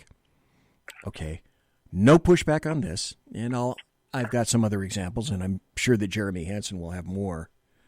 But, the Republicans, the folks who held the triumvirate, I call it the triumvirate. They held in 2016 the Oval Office, the House, and the Senate, and one guy in the Oval Office can't do everything. And yet then they abjectly, terribly failed to coalesce and pass the national voter ID law. They had the power. Had they done that, then I couldn't do anything but conclude that it could have saved us from all the crap that occurred on November 3rd and halted that incredible debacle. Oh, and as you've pointed out in the past, Jeremy Hanson, they failed again to mandate E-Verify in order to screen illegals. You want to stop illegals from coming here? Halt the motivation. They couldn't even do that. They couldn't even stop them from coming across our border, BZ. No. Here's the thing. The Republicans are engaged in just as much fuckery as the other side, and they literally lead us astray. They literally lie to our face, and I feel bad for a lot of the illegal alien families that come here because those rotten bastards, and when I say rotten bastards, I'm talking about the Republicans, and the crooked left Democrats, they both have them here for their own reasons, and they both vilify them to the American people. So instead of us getting angry with the Republican do-nothing ballless party, we get mad at them and listen to their talking points. And then the Democrats, in their own way, subvert the truth and use them as, oh, you come up here, we really don't like you, but look at the American people. They're so racist against you. Vote for us. It's a laughing stock. It literally is. And you'll never find out how many people die on the way, including children. And how many families put their children first, shove them through the Rio Grande. They might occasionally get their ankles moist. So why does this occur? Because, as Jeremy pointed out, it serves both parties. Now, it's a twofer for the Democrats now. It didn't always used to be a twofer, but it is now. What do I mean by that? Democrats have always historically wanted illegals for the votes. Okay, dude, I get it. I grok that concept. But now they also want it for the cheap H-1B visas to help their good buds in big tech, from whom big tech stems. They've now found wonderful little places to sit on the new Biden administration boards. Funny how that works. Huh. Oh, and Republicans also get the rest of the cheap labor. Oh, plus Republicans, as we all know, Republicans exist to be loved. Not well. Mike Lee was a rock star in the conservative movement 4 years ago, if you remember. Yeah, not. And today he's literally trying to placate the need to the American people for H-1B visas in Utah. We don't want to pay American kids coming out of college. We want to pay Indian kids coming out of college because we can pay them 60% less. And then those big companies line his pockets. And the other thing is, I didn't mention this earlier. You were talking about small business and a $15 an hour, hedge, basically to put small businesses out. Here's what happens. If you're a big company, this doesn't affect you because the Republicans usually create a loophole in the tax system to get a write-off or something else for that extra money that you have to pay for them. And it all comes back to them anyways. Yeah. The big companies. Yeah, it absolutely does. There isn't a dime's worth of difference between the two, which is why Jeremy and I have said we are historically done with the Democrat Party. And Republican. I'm done with both of them. No, I'm sorry. You're right. Democrat. I meant to say Republican. Obviously, I'm done with the Democrat Party. But yeah, the Republicans too. You expect them to fight. They got to fight because there's so much stuff coming up. And now they simply want to roll over like little puppies and expose their soft white underbelly and be loved and patted and licked and coddled and all that kind of cool stuff. Well, let me ask you something, BZ. When is the last time that, and you can't use Josh Hawley because he's just too new in the news. When is the last time that you actually watched a senator represent the people of their district or their state rather than the party that they work for? I have had an initial individual, and I got really torqued with him on one particular issue. But 5 or 6 years ago, the Democrats in California, always spelled with a K, changed the district lines on me. They redistricted, and this guy who was my Congress critter no longer is, but I'm out of his district by 10 inches or something like that. Tom McClintock was my guy, and I used to contribute to Tom McClintock. And then the whole thing started with Trayvon Martin and Obama and the instigation of BLM, which is a racist terrorist group, by the way, just like Antifa. And then he said something like, well, you know what? What we need to do is remove qualified immunity from police. And essentially what that does is qualified immunity said something similar to if a similarly trained officer would react in that general fashion, in a reasonable fashion, considering their requisite training, education, and experience, then we can use that for qualified immunity.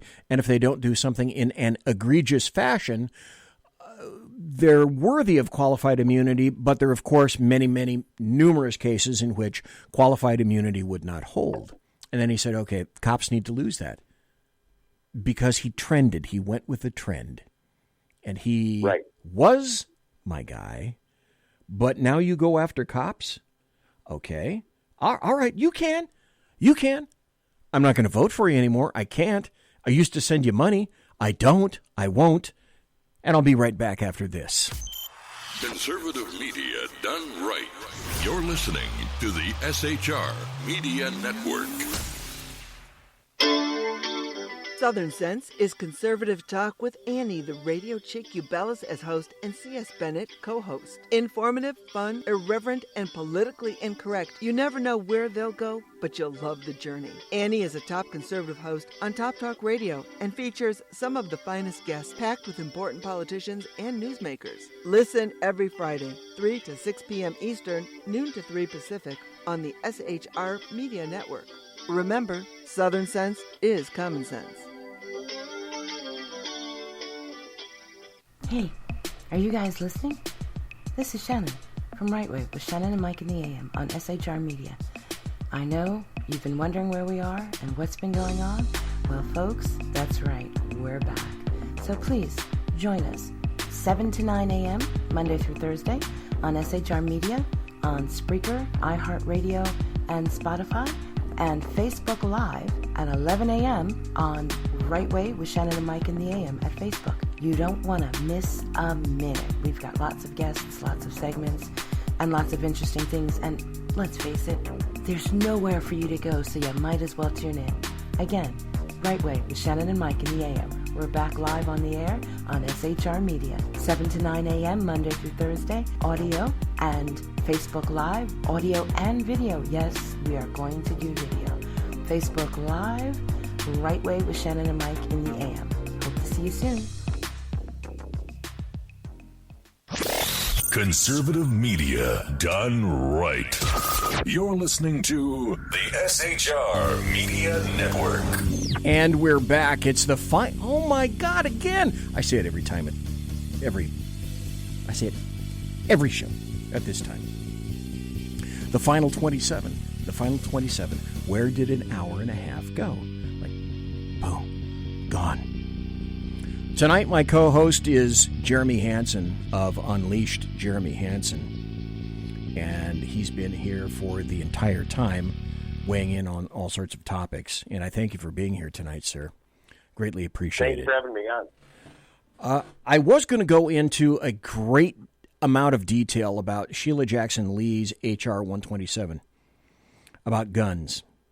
And I just don't have time for that right now. Maybe at a later date I could do that. It just goes on and on and on and on and on about firearms. And essentially, like any number of other bills, especially with firearms, though,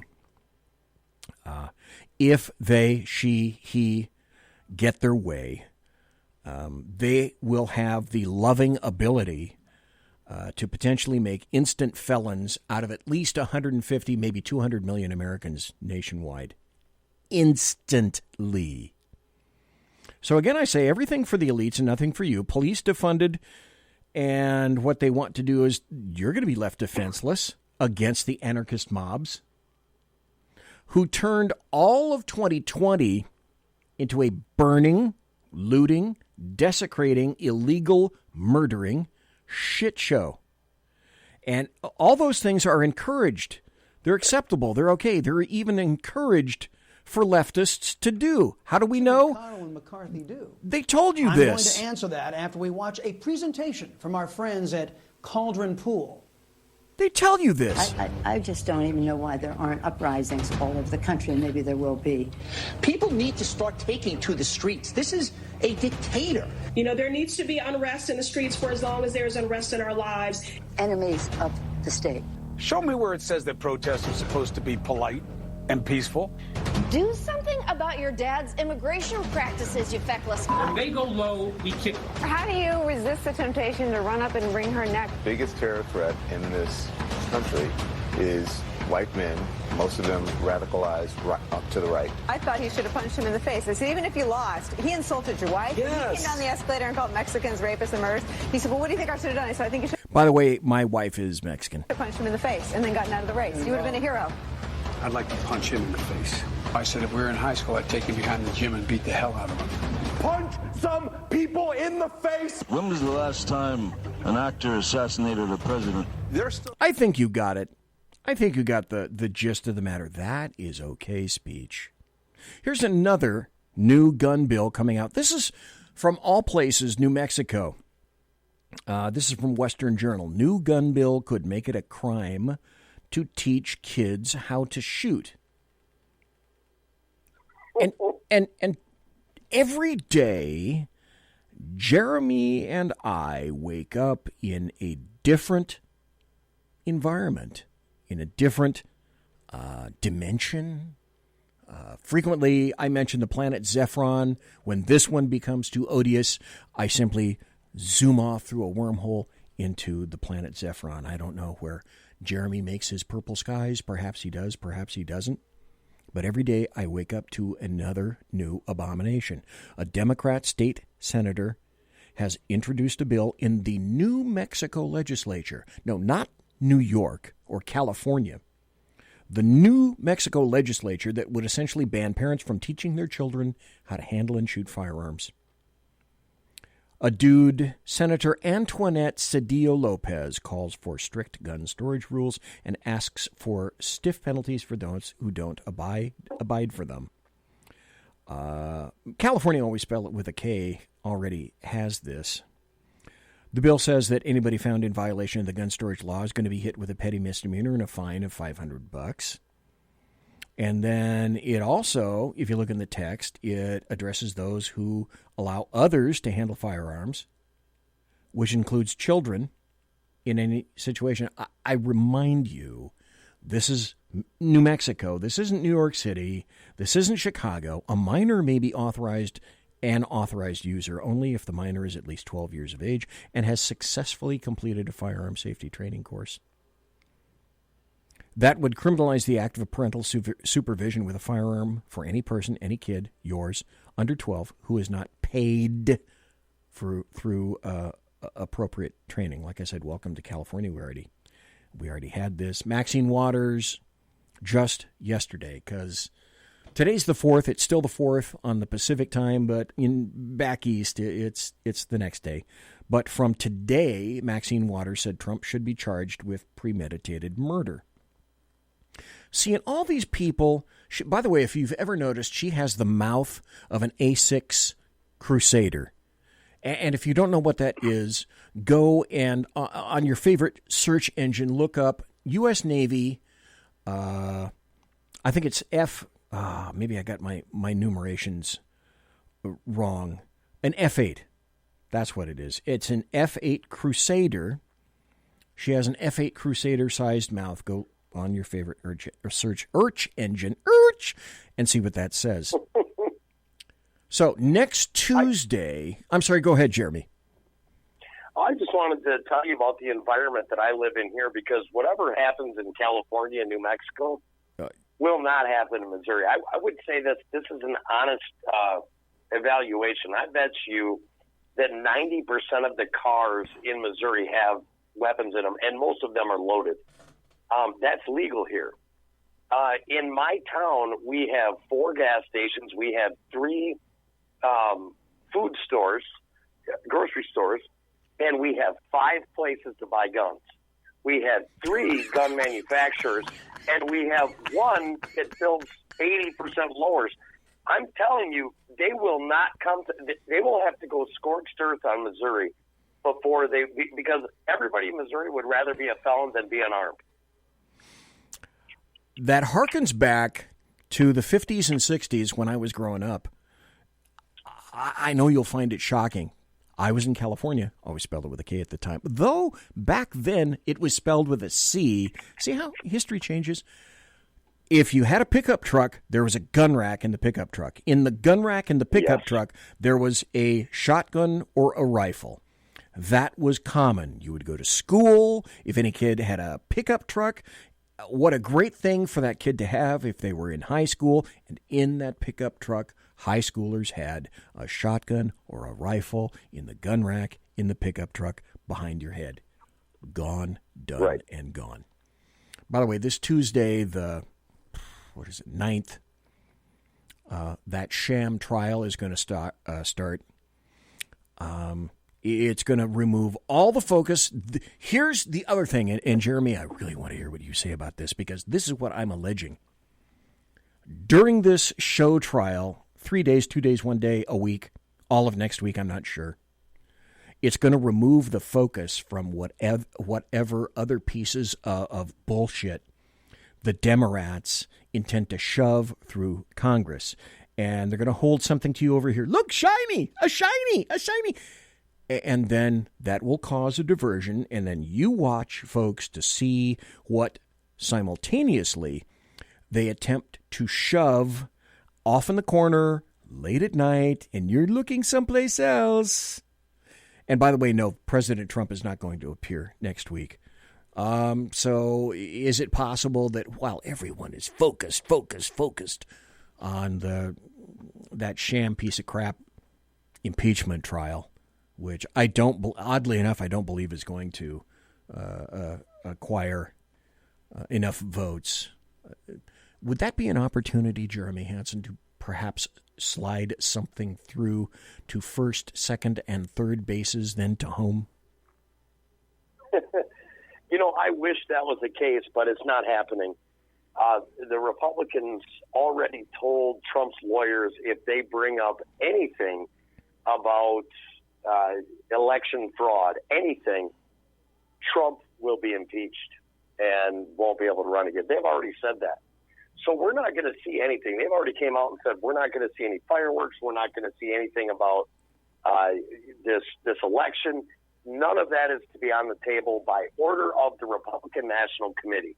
Rhoda McDaniel happens to be Mitt Romney's niece. So this is a sham. He can't protect himself. And basically the Republican Party came out and stiff-armed him, almost like the mob would with somebody that was like, if you don't do what we say, we're going to kill your family. That's basically, obviously I'm using a metaphor, but that's what they did to Trump. And the sad part about that is now that they're not protecting Trump, I seriously question if Trump will leave the Republican Party.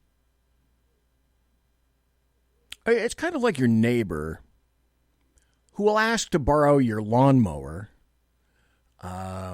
then maybe your boat, and a cup of sugar, and maybe, I don't know, then later on you find your dog is pregnant. It's like those people, and then they fuck your wife, but hey, that's okay. We didn't really mean to. This is the same House, by the way, who voted to remove today Georgia Representative Marjorie Taylor Greene on February 4th. Mark your calendars. Who herself, I can't even think of the name of the Catholic sect who does this, but she must be a member. She displayed self-flagellation, and there were religious recants of her past sins for having had the temerity of holding an opinion, damn her. So this is what the House did today. The vote in the House was 230 to 199. So this means, if you take it to DeBeezy's logical extension axiom, this means the Republicans will be able to do the exact same thing when they're back in charge, except, Jeremy Hanson, they won't. They because won't. They're pussies. Because they don't have the balls. So once That's more, right. That's all that you need to know about the GOP. Oh, let me throw this in. If there wasn't enough salt in the wound, BZ, I'm here to help. The House Republican Conference met yesterday afternoon. And as you would expect, they voted to keep Liz Cheney on as GOP conference chair in the number 3 leadership position, 145 to 61, when in fact back in Wyoming, meanwhile, back at the ranch in Wyoming, all the Republicans voted to censure her in her home state. But no, not Cocaine Mitch or anybody else. That Liz Cheney, we need 1,000 more just like her. This is the GOP. Can I make you feel dirty for a second? Oh, it's late at night. Why not? Okay. How bad is Dick Durbin? How bad is Dick Durbin? Oh, he's a good guy. Come on. Okay. So, Mike Lee, I touched on this earlier, with the H-1B visas. And this is where the American people just really don't know what the hell's going on. No, they don't. Mike Lee is trying to pass this legislation, and he did, by the way, basically to open up our country and states for no per capita, so we can get a bunch of Indians or whatever from India. Why not? I want you to listen to this. The Fairness for High-Skilled Immigrants Act has been called the greatest corporate welfare program for big tech in years. Mike Lee has persistently sought to pass a corporate giveaway, with previous attempts to eliminate per-country caps being blocked by Dick Durbin and Republican Rick Scott. Those were the only two guys that had the balls to block this. Okay, now, you know this. Big tech companies, we're talking Apple, Google, Microsoft, they have been lobbying for this forever. Years. And it says, the American technology industry has displaced countless American workers from their careers. That's all fact. So, in this list, he gets it to go through in the Senate with nobody throwing up an objection. Nobody. Dick Durbin tried. Rick Scott tried. The third time, nobody gave an objection, and they're like, we're going to have to rely on Trump. Trump looked at it, and he put a provision for blocking Chinese nationals from using the H-1B, and then put it through. So I think that America really needs to wake up.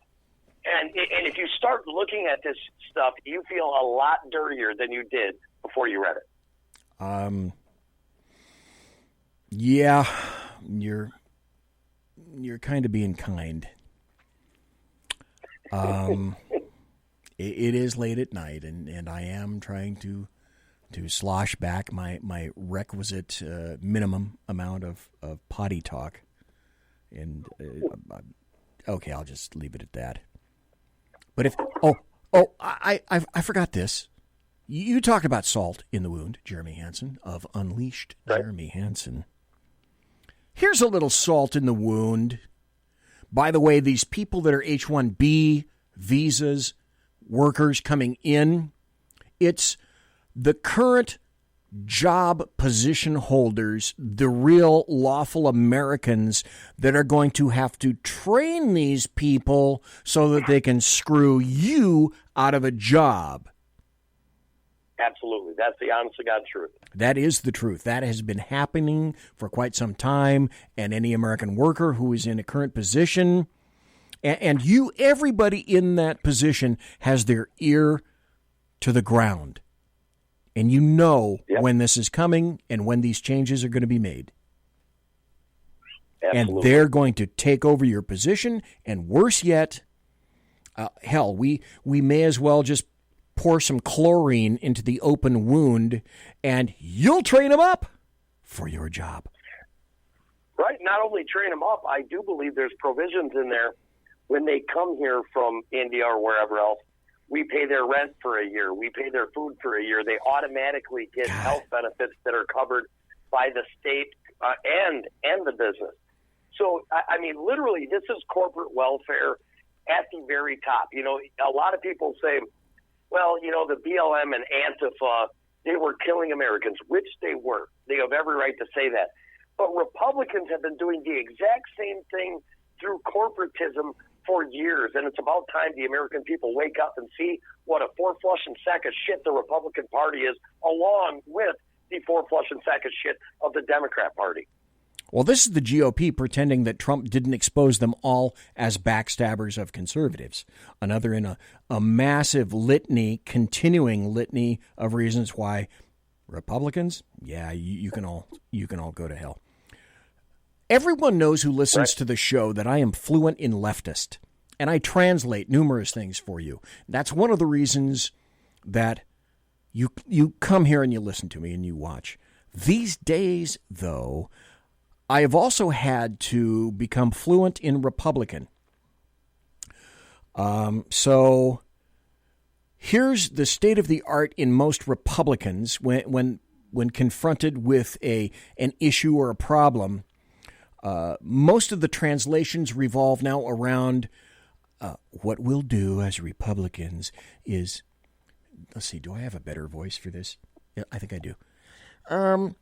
What we'll do as Republicans is we will use our harshest, most pointed sarcasm at you, and if you push us further, we may even frown at you. So we may use sarcasm, and we may frown at you, and that turns everyone's blood to ice. And I got to tell you something good.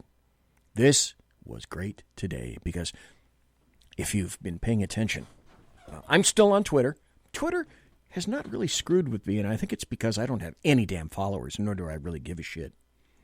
I just use it, like I've told you any number of times before. I use Twitter as a repository for what I'm going to be talking about in my radio shows. So if you want to have any kind of an idea about what I'm going to be talking in my shows, either Tuesday or Thursday night, go to Twitter. And I've been getting away with just a sack of crap from them, but watching Twitter allowed me to see this. These are some trending hashtags. AOC lied. AOC Smollett. AOC is a drama queen. AOC liar. AOC Smollett. This is some good, clean fun. Well, what are we talking about? This is trending. This is, I think, from NBC. I had a pretty traumatizing event happen to me. And I do not know if I can even disclose the full details of that event due to security concerns. But I can tell you that I had a very close encounter where I thought I was going to die. And you have all of those thoughts where, you know, at the end of your life, and all of these thoughts come rushing to you. And that's... In chat, Leslie Holker says, God, she gives me a headache. What happened to a lot of us on Wednesday. And I thought I did not know if I was going to make it to the end of that day alive. She didn't know if she was going to make it to the end of the day alive, because here's what the truth is. As it turns out, AOC lied about being in the Capitol building. She wasn't in the Capitol. Now, she was in the Cannon building, which, according to DC insiders, is a 10-minute walk away, you know, away from the riots. I created a meme about that. Go to my Twitter account, @BZEP, @BZEP.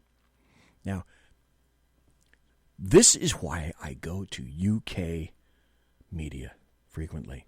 I had to find this on UK media. Nobody else is going to cover it. From the UK Daily Mail. He was looking at me with tremendous anger and hostility. AOC claims she feared the cop who was trying to help her during an exaggerated near-death riot experience when she was nowhere near the trouble. That's the headline in a UK publication. Then all these various bullet points. AOC claimed in an Instagram video on February 1st she thought she was going to die on January 6th. She described hiding in the bathroom of her office at the Cannon office building when the mob stormed the Capitol building 0.3 miles away. The Cannon building was not breached, but it was evacuated as cops tried to secure the Capitol. AOC tearfully recalled how a Capitol cop came to evacuate her and how she was suspicious of him. She said he never announced that he was police, but he was apparently there to help her. Again, didn't have a partner and looked at her aggressively. Must have been a white guy. Yeah, he was a white guy. So she said, like so many communities, she did not immediately feel safe around the police officer. The officer told her to go to the Longworth office building, where Representative Katie Porter's office is. So AOC hid in Porter's office away from the Cannon building, further away from the Capitol building, and told her how she wanted to live to become a mother and she was looking for a closet to hide in. Now she's being slammed, shock, for saying she feared for her life when she wasn't even in the Capitol building. RedState.com also happened to have this. Just because Leslie demanded it. Like, I'm here, and the bathroom door starts going like this. Like, the bathroom door's behind me, or rather in front of me, and I'm like this, and the door hinges right here. And I just hear, where is she? Where is she? And this was the moment where I thought everything was over.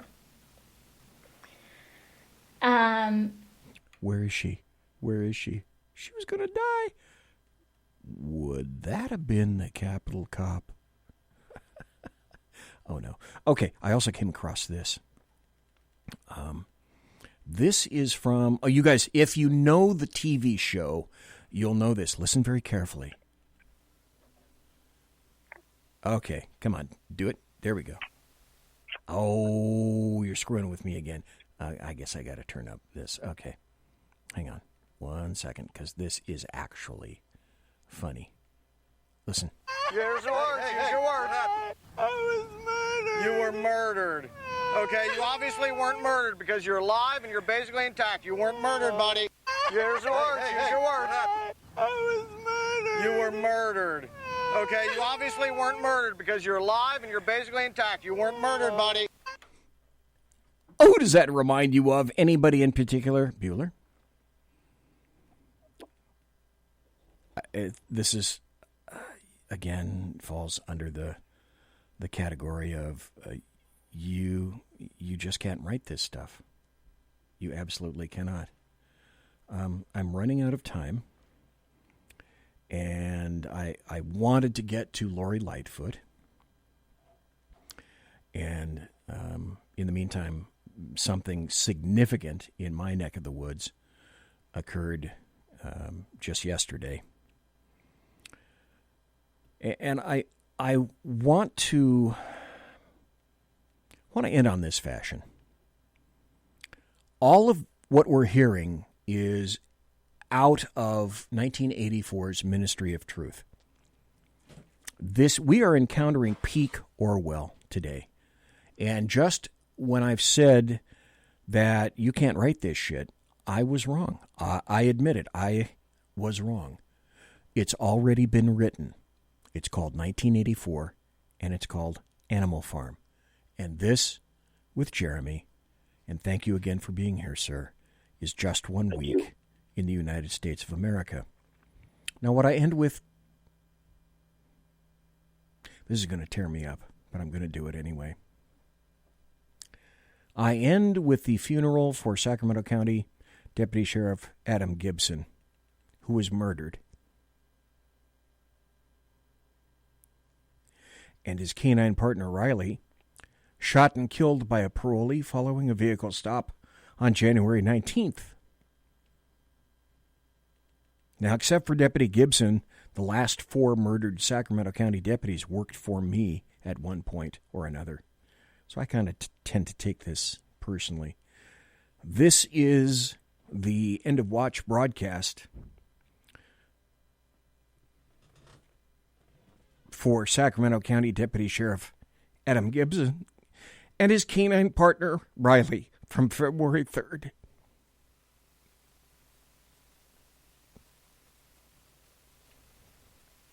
Maine to K96.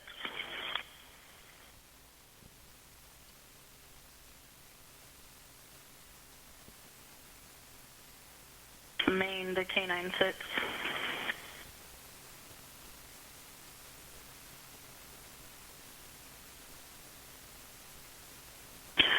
Information all units, keep the air clear for K96.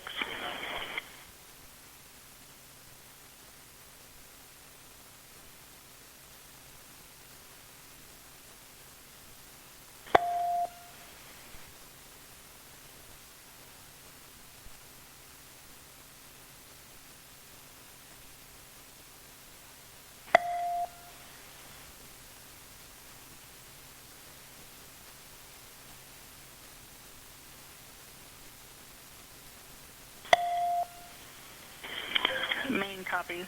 K96 Deputy Adam Gibson, badge 729, is 10-7, end of watch, Monday, January 18th, 2021.